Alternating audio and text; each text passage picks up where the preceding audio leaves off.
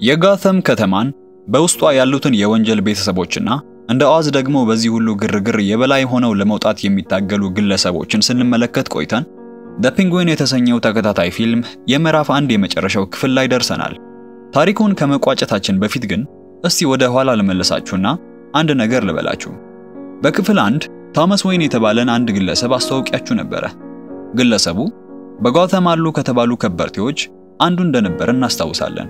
ቶማስ ዌይን ብሩስ የተባለ ወንድ ልጅ ነበረው። ብሩስ 8 ዓመት እያለ ነበረ አባቱን ቶማስ ዌይንንና እናቱን በአንድ ምሽት ከአንድ ታጣቂ በተተኮሰ ጥይት ያጣው። ብሩስ ከዛ በኋላ ምንም እንኳን የቤተሰቦቹን ሀብት ሙሉ በሙሉ ወርሶ የተንደላቀቀ ህይወትን ይኑር እንጂ ይሄ የድሎት ኑሮው የሚወዳቸው ቤተሰቡ በአረመኔዎች የመነጠቁ ነገር ከልቡ ላይ ሊያጠፋው አልቻለም ነበር። ሐዘኑ የበቀል ስሜትን እየወለደ ቤተሰቡን ለነጠቀው አይነት ወንበዴ ያለው ጥላቻም ከቀን ወደ ቀን እየጨመረ ሄደ። ከዚህ የተነሳ እናትና አባቱን ካጣባት ምሽት ጀምሮ ቀሪ ዘመኑን ለፍትህ ሲሟገት ለመኖር ያቅዳል። ብሩስ ቤተሰቦቹን ይጣ እንጂ አልፍሬድ ከተባለ ሞግዚቱ ጋር ነበር የሚኖረው። አመታት ሲያልፉ የጋተም የፍትህ ስርዓት በወንጀለኞች የተበከለ መሆኑን በመረዳቱ ምንም እንኳን ከፍትህ ስርዓቱ ጋር ቢጋጭም ፍትህን በራሱ እጅ ለመስጠት ወሰነ።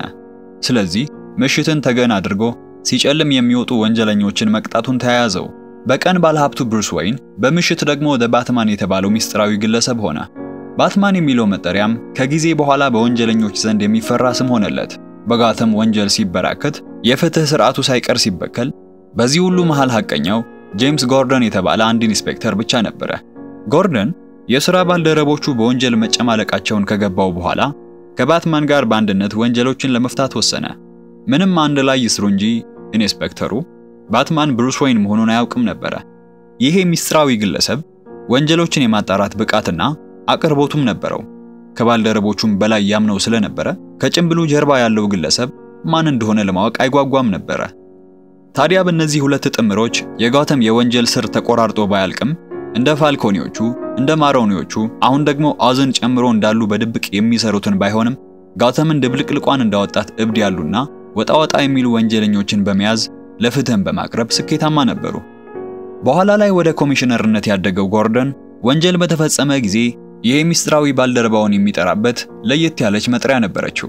በሌሊት ወፍ የሚመሰለውን ይህንን ሚስጥራዊ ግለሰብ እስከ ሰማይ በሚዘረጋ የሌሊት ወፏን ምልክት በሚያንጸባርቅ ከየትኛውም የጋተም ጥግ ቢሆኑ በሚታይ ባውዛ ነበር የሚጠራው። ይህች ምልክት ከመጥሪያነትም አልፋ በምሽቱ ወንጀልን ሲሰራ በነበረ ግለሰብም ሆነ ቡድን ላይ የፍርሃት መንፈስን የምትለቅ ነበረች። ምልክቷ ታየች ማለት ባለጭምብሉ አሰሳውን መጀመሩን የሚያሳውቅ ነበርና አንድ ጥግ ጨለማ ውስጥ ሆኖ የሚመለከታቸው ነበር የሚመስላቸው።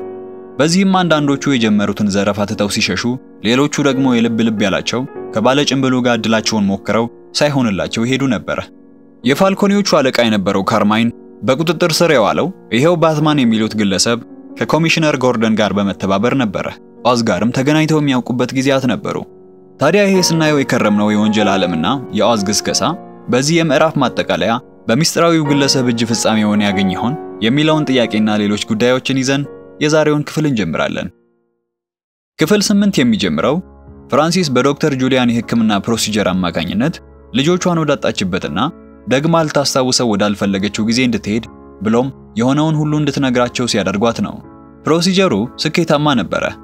ፍራንሲስ በወጣትነቷ የኖረችውን ህይወት ትተርክላቸው ጀመረች። ልክ ልጆቿ ከሞቱ በኋላ ማለዳ ላይ የቤቷ በር ስለተንኳኳ ካልጋዋ ተነስታም ሄዷን ታስታውሳለች። ሬክስ ነበረ ስለ ጤንነቷ ስለሰጋ ነበር የመጣው። ለልጆቿ የቀብር ስርዓት እንዳታስብ በሚል ሙሉ ወጪዋን ሊሸፍንላት አስቧል። ነገር ግን ፍራንሲስ አልፈለገችም። ሌላው ልጆቿ ከሞቱ በኋላ ከኦዝ ጋር ያላት ግንኙነት ስላሳሰበው ነበር የመጣው። ኦዝ እንደነገረው ከሆነ ወንድሞቹ ከሞቱ በኋላ ልታናገረው አይደለም አይኑን እንኳን ለማየት አትፈልግም። ይሄንን ሲላት ፍራንሲስ አይኖች ውስጥ ጥላቻ ነበረ። ኦዝ ላይ ያለው ከልክ ያለፈና ጤነኛ ያልሆነው እሷን የማለቱን ነገር ከህመሙ አንፃር ተቀብለው እያስታመመችው ብትኖርም አሁን ከሰራው ስራ በኋላ ግን ልጄ ብላ ልትቀበለው አልፈለገችም። ሬክስ ስለምን እንደምታወራ አልገባውምና ኦዝ ምንድነው የሰራው ይላታል። እንደዚህ ልጇ ላይ ጀርባዋን እንድትሰጥ ያደረጋትን ምክንያት ለማወቅ እየጓጓ ፍራንሲስ ከተቀመጠችበት ተነስታ የእጅ መብራት ይዛ ተመለሰች። ጃኬቱ ውስጥ ነበር ያገኘችው። ኦዝ ወንድሞቼ ጋር አልነበርኩም ብሎ ቢዋሻትም ልጆቿ የሞቱ ዕለት እነሱ ጋር እንደነበረ ጃኬቱ ውስጥ ባገኘችው ባትሪ ያውቃለች። ልጆቿ ላይ ያንን መዝጊያ ቀርቅሮ መምጣቱ ሳያንስ ምንም እንደማያውቅ ሽምጥጥ አድርጎ ዋሽቷታል። ወንድሞቹን አስወግዶ እሷን የብቻው ለማድረግ የሄደበት አጸያፊ መንገድ ቤት ውስጥ ዲያብሎስን እያሳደገች መሆኗን ያረጋገጠላት ድርጊት ነበርና ምን ላድርገው ትለዋለች። ሬክስ በሰማው ነገር ቢደነግጥም ከኖረበት የጋንግ ህይወት አንፃር ሁለት አማራጮችን አስቀመጠላት። የኦዝን አውሬነትና ለሷ ያለውን ከልክ ያለፈ መሰጠትን ተጠቅማ የፈለገችውን እንዲያደርግላት እያደረገች ማሳደግ ወይ ደግሞ እንዲወገድ መፍቀድ። ሬክስ ፍራንሲስ ከፈቀደች ኦዝን ሊያስወግድላት ዝግጁ ነበር። ስለዚህ በሚቀጥሉት ቀናት ኦዝ የተባለውን አውሬ ይዛ መንሮስ ወደሚሉት የጃዝ ክለብ ትሄዳለች። ሬክስም ከፍራንሲስ ጋር በተነጋገሩት መሰረት ኦዝን ከክለቡ ከወጡ በኋላ ሊያስወግድላት ተከትሏቸው መጥቷል። በመሃል በክለብ ውስጥ ዶክተር ጁሊያንና ሶፊያን ተመለከተች። እየነቃች ነበረ ከህክምናዋ። ነገር ግን የሚፈልጉትን ታሪክ ጨርሰው አልሰሙምና ዶክተሩ ተመልሳ ትረካው እንድትቀጥል ያደርጋል። ኦዝ እዚህ ጋር ነበረ ያቀደችለትን ሞት ያስቀየረ። በዛ ፈንታ ይህንን አውሬ ማንነቱን እያባበለች እንድታሳድግ ያደረጋትን ንግግር የተናገራት። እናቱ ወንድሞቹን እንደገደለ እንደምታውቅ አያውቅም። ልንከባከብሽ ፈልጋለሁ ይላታል። ለሱና ለወንድሞቹ የለፋቸውን ልፋት እንደማይረሳውና ጠንክሮ ሰርቶም ከዚህ መንደር አውጥቶ የተንደላቀቀ ህይወት እንደሚያኖራት ማለላት። ይሄ ንግግሩ በግድያው ላይ የነበራትን ሐሳቧን ያስቀየረና አውሬነቱን ተቀብላ እንድትኖር ያደረጋት ነበረ። ወደ አሁኑ ጊዜ ይወስደናል ፊልሙ። ከፍንዳታው በኋላ ኦዝ በመርማሪው እንደተወሰደ ነበረ ቪክ ትራያዶቹን ይዞ የደረሰው። ሁሉም ባዩት ነገር ደንግጠዋል።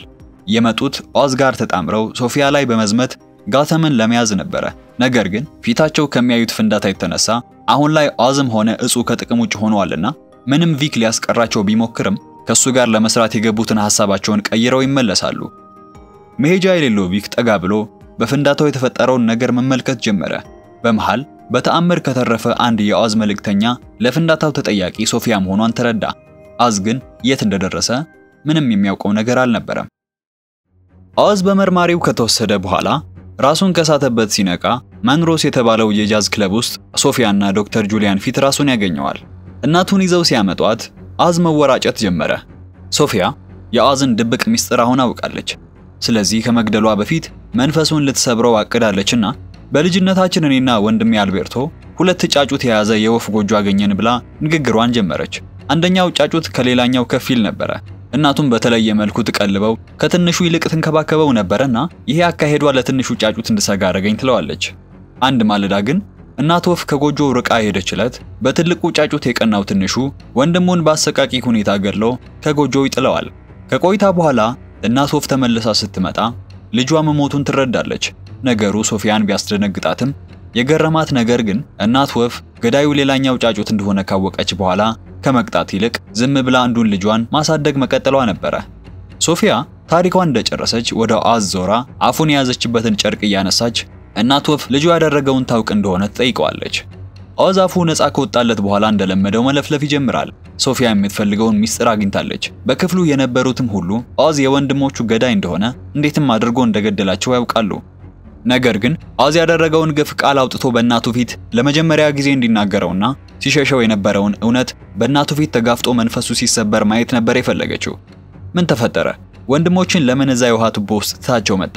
ለምንስ አብሬያቸው አልነበርኩም አልክ? የሚሉ ጥያቄዎቿን እንደለመደው ሽምጥጥ አድርጎ እየካደ እናቱ ጤነኛ ባለመሆኗ የነገረቻቸው ታሪክ ልክ እንዳልሆነ ደጋግሞ በመካድ መከራከርን መረጠ።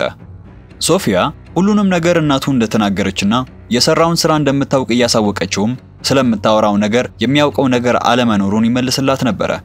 ሶፊያ ሁለቱም ለምን እውነቱን መጋፈጥ እንደማይፈልጉ ግራ ስለገባት እናቱ ሬክስ በተባለው ግለሰብ ልታስወግደው አቅዳ እንደነበረ ትነግረዋለች። ያመጣቻቸው ክለብና አሁን አስራ ያስቀመጠቻት ቦታ ኦዝ ቃል የገባላት ቦታ ነበረች። ያለፈን ቁስሏን እንደገና እየቀሰቀሰች የገባላትን ቃል ፈጽሞላት ከሆነ ወይ ደግሞ ምን ነው ያኔ ሬክስ ቢገላግለኝ ትል እንደሆነ ጠይቃታለች። ፍራንሲስ ልትጋፈጠው የማትፈልገውን ቅዠቷን ነበረ በቁሟ እያየች የነበረችው። ኦዝ በዚህ በኩል የእናቱን ስም ይጣራል። ሶፊያ ንገሪው ትላታለች። ይሄን ሁሉ ዘመን ለሱ ያላትን ውስጧ የቀበረችውን ጥላቻዋን ገልጻ እንድትገላገል እድል እየሰጣቻት። ፍራንሲስ በመጀመሪያ ፈቃደኛ አልነበረችም። ሶፊያም የፈለገችውን ሳታገኝ አትሄድምና በጉልበት እንድትናገር ታደርጋለች።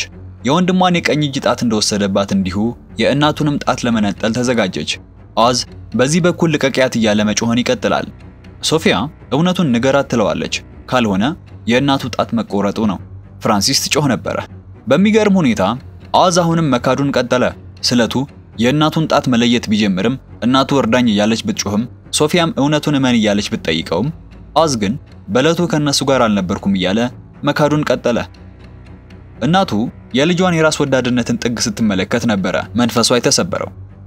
ሁሉንም ነገር አውቃለሁ ትለዋለች በጩኸት። ከበፊት ጀምሮ የወንድሞቹ ገዳይ መሆኑን እንደምታውቅ እውነቱን ብትነግረውም ኦዝ አሁንም ስህተቱን ሊቀበል አልፈለገም። ጭራሽ እየቃዠሽ ይሆናል ይላታል የምትናገረው ነገር ስህተት መሆኑን ከህመሟ ጋር እያስታከከ። ፍራንሲስ ግን ለዚህ ጨዋታው ከዚህ በኋላ እጅ መስጠትን አልፈለገችምና ፊት ለፊቱ አልወደህም ትለዋለች። ለሰራው ስራ ከበፊትም ጀምሮ ትጠላው እንደነበረ ጥላቻዋም እስከዚች ዕለት ድረስ እንዳልበረደ ታሳውቀዋለች። ሶፊያ የምትፈልገውን ንግግር መስማት በመጀመሯ እንዲለቋት ታደርግና ወደ ኦዝ ዞራ አስብላታለሁ ለሚላት ለእናቱ የማያስብ ውሸታምና ሲበዛ ራስ ወዳድ መሆኑን ታሳውቀዋለች። እናቱ ፍራንሲስ በወንድሞቹ ላይ ባደረገው ነገር ይቅር አላለችውምና እሱን ልጇ ብላ በመጥራቷ መጸጸቷን ሶፊያ እንዳለችውም ያኔሬክስ ቢያስወግድላት ትመርጥ እንደነበረ ታሳውቀዋለች። ንግግሯን የቋጨችው አጠገቧ የነበረውን ጠርሙስ ሰብራ በኦዝ ሆድ በመቀርቀር ነበረ። ከዚህ በኋላ ፍራንሲስ በቆመችበት ያንን የዝናብ ድምጽ ተሰማና የሞቱት ልጆቿንም ታይ ጀመረች። ብዙም ሳይቆይ ነበረ በቆመችበት የወደቀችው። ኦዝ ይህንን ሲያይ እናቱን ለማዳን የታሰረበትን በጥሶ ሶፊያ ላይ ተኩስ ከፍቶ ይዟት ይሸሻል። ቀጥታ ወደ ሆስፒታል ነበር የወሰዳት። ሐኪሞቹ የሚችሉትን እንደሚያደርጉላት እሱ ብቻ ብዙ እንዳይርቅ ነግረውት ይዘዋት ይገባሉ። በዚህ መሃል የቪክ ስልክ ጠራ። ኦዝ ነበረ ደዋዩ። ቪክ የኦዝን ጥሪ ሰምቶ ወደ ሆስፒታሉ ይመጣል። ማን ነው ያጠቃህ ለሚለው የቪክ ጥያቄ ሶፊያ ናት የሚልን ውሸት ነበር የሰጠው። እናቱ ይሄ እንዳደረገችበት ሊያሳውቀው አልወደደም። ቪክ ያመጣው ዜና ጥሩ አልነበረም። በስንት ጉድ አግባብቶ ከጎኑ ያደረጋቸው ጋንጎች መገንባት የጀመረው የዕፅ ቢዝነስ መውደሙ ሲመለከቱ ከሱ ጋር ላለመቀጠል መወሰናቸውን ያሳውቀዋል። ኦዝ ምንም የሚሰጣቸው ነገር ባለመኖሩ በሱ ላይ ተስፋ መቁረጣቸውን ተገቢ መሆኑን ቢገባውም ቪክ ግን ተስፋ አልቆረጠም። በዚህም ለዳው ማህበረሰብ ሲሰራ የከረመውን በሙሉ እያነሳ ጉዟቸውን እንዲቀጥሉ ያበረታታው ጀመረ። ኦዝ በቪክ በራስ መተማመንና አነቃቂ ንግግር በመገረም ሊያቆመው የጀመረውን እርምጃ እናቱን በሆስፒታል ትቶ ይቀጥላል። ሶፊያ ጋተምን ለቃ ለመውጣት ተዘጋጅታለች። በተሳካ ሁኔታ የኦዝን መንፈስ በመስበርና ከናቱ ጋር ማጣላት ብትጀምርም ስራውን ሳትጨርስ በማምለጡ ከጎኑ የሸሹትን ጋንጎች ሰብስባ ኦዝን ከነህይወቱ በፍጥነት ላመጣላት አንድ ቡድን ብቻ ግዛቷን፣ ቤቷንና ቢዝነሶቿን አሳልፋ ልትሰጥ ማሰቧን ትነግራቸዋለች። ጋንጎቹ ክራውን ፖይንት ሄደው ያዩት ነገር ስለነበረ ኦዝ አይተርፍም ብለው ገምተዋልና ኦዝ ሞቷል ይሏታል። ሶፊያ ግን በህይወት እንዳለ ታሳውቃቸዋለች። ጋንጎቹ ይህንን አያውቁም። ስለዚህ ፈጠን ብሎ ላመጣላት ይህንን ዳጎስ ያለ ሽልማት ለመስጠት መዘጋጀቷን አሳውቀቻቸው። ኦዝ እዚህ ጋር ሶፊያን ላንድና ለመጨረሻ ጊዜ የሚያመልጥበትን መንገድ መፈለጉን ቀጥሏል። ከቪክ ጋርም በመሆን ባለፈው ክፍል ወደ ተዋወቅነው ሄዲ የተባለውን ባለስልጣን ለማግኘት ወደ ከተማው አስተዳደር ቢሮ ነበር ያቀናው። ኦዝ ቪክን እንደተለየው የቪክ ስልክ ይጠራል። ሊንክ ነበር ደዋዩ። የኦዝን በህይወት መኖር ከሶፊያ ከሰማ በኋላ መገኛውን የሚያውቅ ከሆነና የት እንዳለ ለመጠየቅ ነበር የደወለው። ቪክ ሊንክ እንዴት ኦዝ በህይወት መኖሩን ሊያውቅ እንደቻለ አልገባውም። ሊንክ ንግግሩን ቀጠለ። ኦዝ በህይወት እንዳለ ሶፊያ እንደነገረቻቸውና በጋንጎቹም ያስፈልገችው በመሆኑ በአስቸኳይ አንድ ነገር ማድረግ ስላለባቸው ያለበትን እንዲነግሩ ይጠይቀዋል። ቪክ ሊንክን ስላላመነው ያሉበትን ለመናገር እየሰጋ ፊልሙ ኦዝ ጋር ይወስደናል። ኦዝ ወደ አስተዳደሩ ቢሮ ገብቶ ሄዲን ይጠባበቃል። ከቆይታ በኋላ ሄዲ ይመጣል። ሄዲ በጋተም ከተማ የምክር ቤት አባል ነበረ። ከፍተኛ ተጽዕኖ ያለው ግለሰብ መሆኑን የሚያውቀው ኦዝ አንድ የሚጠቅም መረጃ ይዤልህ መጥቻለሁ ብሎ ነበር የጠራው። ክራውን ፖይንት ስለተፈጠረው ፍንዳታ ነበረ ሊያወራው የመጣው። ጊዜ ሳያጠፋ ለፍንዳታው ተጠያቂ ካርካም የወጣችው ሶፊያ ናት ይለዋል። ባለስልጣኑ ግራ በመጋባት ይሄን ለማድረግ ምን ገፋፋት የሚልን ጥያቄ ያቀረበለት። ኦዝ እውነት መሳይ በማስረጃ የተደገፈን ውሸት ቀምሮ ነበርና የመጣው። ጥቃቱ መሬት ስር ሲደረግ የነበረን የቀንደኛ ጠላቷ የሳልቫቶር ማሮኒ ብሊስ የተባለ ዕፅ ማምረቻና ማከፋፈያ ቦታ ኢላማ ያደረገ እንደነበረ፣ በዚህ ፍንዳታም ሳልቫቶር ማሮኒ ከታጣቂዎቹና ሰራተኞቹ ጋር መሞቱን አቀነባብሮ ይነግረዋል። ባለስልጣኑ ይህንን ጥቃት ተጠቅሞ በጋተም ነዋሪዎች ዘንድ ተቀባይነትና ተወዳጅነት ማግኘት እንደሚፈልግ የሚያውቀው ኦዝ ለፍንዳታው ሶፊያን ተጠያቂ በማድረግ ከዚህም የተነሳ ለዘመናት ጋተምን ሲያመሳት የኖረውን የወንጀል ዓለም በመቋጨት በህዝቡ ዘንድ ያለውን ተቀባይነትና ስም ከፍ እንዲያደርግ ግብዣ ያቀርብለታል። ግብዣው የሚያስጎመጅ ቢሆንም ኦዝ በምላሹ የሚፈልገው ነገር እንዳለው ግን አልጠፋውም። ስለዚህ ምንድነው ከኔ የምትፈልገው በማለት ጠየቀው። ኦዝ በወንጀል ዓለም ውስጥ ብቻም ሳይሆን በአስተዳደሩም ቢሮ ግዛቱን ማስፋትና ወዳጆችን ማፍራት ነበርና ፍላጎቱ የሥራ ባልደረቦቹ ጋር እንዲያስተዋውቀው ያደርጋል። ሄዲም የኦዝን ግብዣ ተቀብሎ ወጣ። ኦዝ የመጣበትን ጉዳይ አሳክቶ ወደ መኪናው ይቀናል። ቪክ መኪና ውስጥ አልነበረም። በቦታው ግን የፌንግዣው መልእክተኞች ነበሩና ሲጠብቁት የነበሩት ይዘውት ይሄዳሉ። ሶፊያ በዚህ በኩል በመኖሪያ ቤቷ የአባቷን ልብሶች በመሰብሰብ ላይ ነበረች። በመሃል ፌንግዣው ደወለ። ኦዝን ይዘነዋል የሚል ነበር መልእክቱ። ሶፊያ ጋተምን እየለቀቀች ስለነበረ የሚገናኙበትን ቦታ ነግራው ስልኩን ትዘጋዋለች። ስልኩን እንደዘጋችው ልትሰጣቸው የነበረውን ቤት ከመኝታ ክፍሉ ጀምሮ የአባቷን ቢሮ፣ የሳሎን ክፍሉን አንድ ባንድ እሳት ትለቅበታለች። ይህንን የወንጀል ዓለም ተሰናብታ በነፃነት አዲስ ህይወቷን ለመጀመር ወስናለችና የሚነደውን ያደገችበትን ቤት ስትመለከት የተለየ የነፃነት ስሜት ይሰማት ነበር። ቤቷን ከኋላ ትታ ፌንግዣውን ለማግኘት ኦዝንም ለመጨረስ ትሄዳለች። የግል ጀቷን ወደምትሳፈርበትና የቀጠረችው ቦታ ስትደርስ ኦዝን ከፊቷ ይዘውት ይመጣሉ። ዣውን ስለሰራው ስራ መስግና አይኖቿን ወደ ኦዝ ስታደርግ ፊቱ ፍርሃት ሳይሆን በራስ መተማመን የተላበሰ ነበርና የሆነ ተንኮል እንዳቀደባት አወቀች። እንዳሰበችውም ልክ ነበረች። ሊንክ ባለቃው ዣው ላይ የመጀመሪያውን ጥይት ሲተኩስ ሁሉም ተከታትለው የሶፊያን ታጣቂዎች ያስወግዳሉ። ሶፊያ በቆመችበት ደርቃ ትቀራለች። ኦዝ ይህንን ሁሉ አቀነባብሮ ሲጠብቃት ነበርና ልትሸሸው ወደ ነበረችው ከተማ መልሶ ይወስዳታል። ሁለቱ ብቻ ነበሩ የሄዱት። እንደ ድሮ ሾፌሯ ሆኖ ወደ ሆነ ቦታ ይወስዳት ጀመረ። ሶፊያ ግራ ገብቷታል። የሆነ ሊሰጠው ቃል የገባለት ነገር ቢኖር እንደሚሆን እየጠረጠረች እንዴት አድርገህ ሊንክን ከጎንህ አደረከው ትለዋለች። እርግጥም ኦዝ ሊንክን ብቻ ሳይሆን የሁሉንም ጋንጎች ምክትሎችን አሳምጿቸው ኖሯል። አለቆቻቸው ሊሰጧቸው የማይችሉትን የአንደኝነትን ቦታ እድሜያቸውን ሙሉ ምክትል ሆነው መኖራቸው ሊያበቃና የበላይ የመሆንን እድል ሊሰጣቸው ቃል ገብቶላቸዋልና ሁሉም አለቆቻቸውን እያስወገዱ የኦዝንም ህልም ለመጋራት ተስማሙ።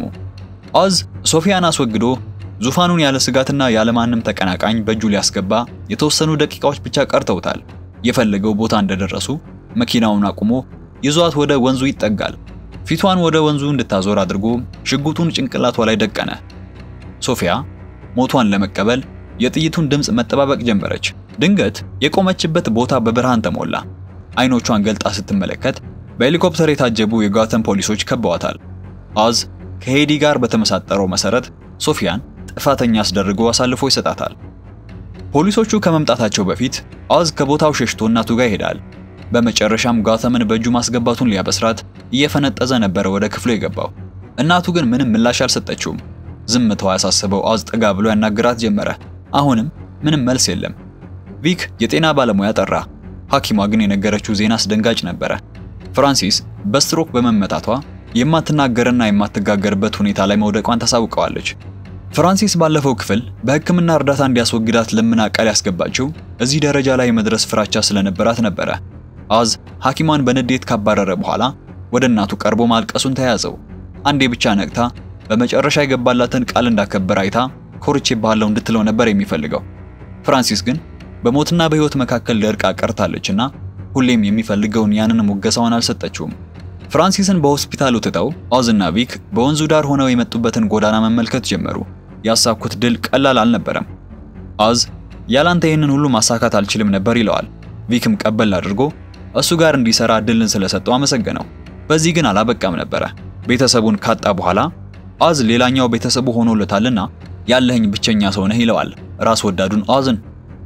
ቪክ ምንም እንኳን የተናገረው የልቡን ቢሆንም ኦዝ ግን ከዚህ በኋላ አብረን ልንቀጥል አንችልም ይለዋል በእጁ አንገቱን አጥብቆ እየያዘ።